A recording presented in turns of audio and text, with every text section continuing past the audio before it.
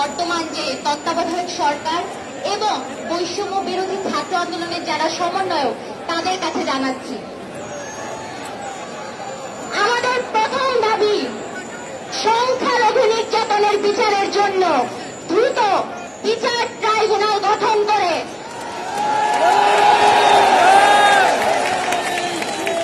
দোষীদের দ্রুততম সময়ে উপযুক্ত শাস্তি প্রদান, ক্ষতিগ্রস্তদের উপযুক্ত ক্ষতিপূরণ প্রদান ও পুনর্বাসনের ব্যবস্থা করতে হবে। আমাদের দ্বিতীয় দাবি অনতিবিলম্বে সংখ্যালঘু সুরক্ষা আইন প্রণয়ন করতে হবে। আমাদের তৃতীয় দাবি সংখ্যালঘু বিষয়ক মন্ত্রণালয় গঠন করতে হবে। আমাদের চতুর্থ দাবি হিন্দু ধর্মীয় কল্যাণ ট্রাস্টকে হিন্দু ফাউন্ডেশনে উন্নীত করতে হবে। পাশাপাশি বৌদ্ধ ও খ্রিস্টান ধর্মীয় কল্যাণ ট্রাস্টকেও ফাউন্ডেশনে উন্নীত করতে হবে। 5. দেবোত্তর সম্পত্তি পুনরুদ্ধার ও সংরক্ষণ আইন প্রণয়ন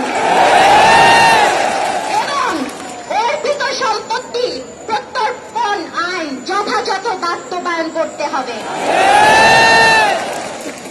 6. প্রতিটি শিক্ষা প্রতিষ্ঠানে সংখ্যালঘুদের জন্য উপাসনালয় নির্মাণ এবং প্রতিটি হোস্টেলে প্রার্থনা কক্ষ বরাদ্দ করতে হবে। 7. সংস্কৃত ও পালি শিক্ষা বোর্ড আধুনিকায়ন করতে হবে। 8. শারদীয় দুর্গাপূজায় 5 দিন ছুটি দিতে হবে।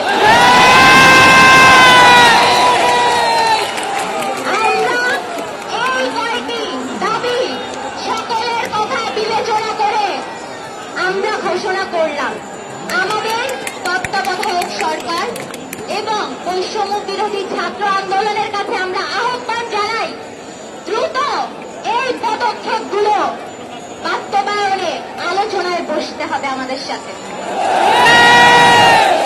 এবং তাদেরকে আগামী 3 দিনের মধ্যেই এই পদক্ষেপ বাস্তবায়নের জন্য যথাযথ কার্যক্রম বাস্তবায়ন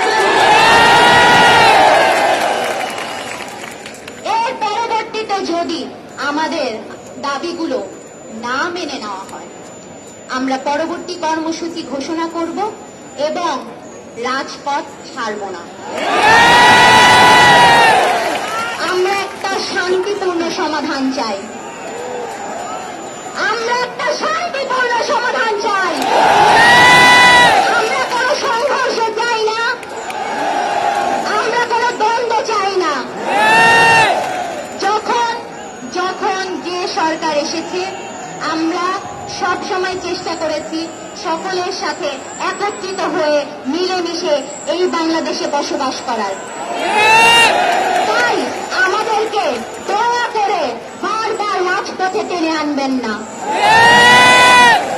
আমরা আজকে এখানে যারা সমবেত হয়েছি তাদের নিকট অনুরোধ, আমরা একত্রিত হব। আমরা কেউ কাউকে এখানে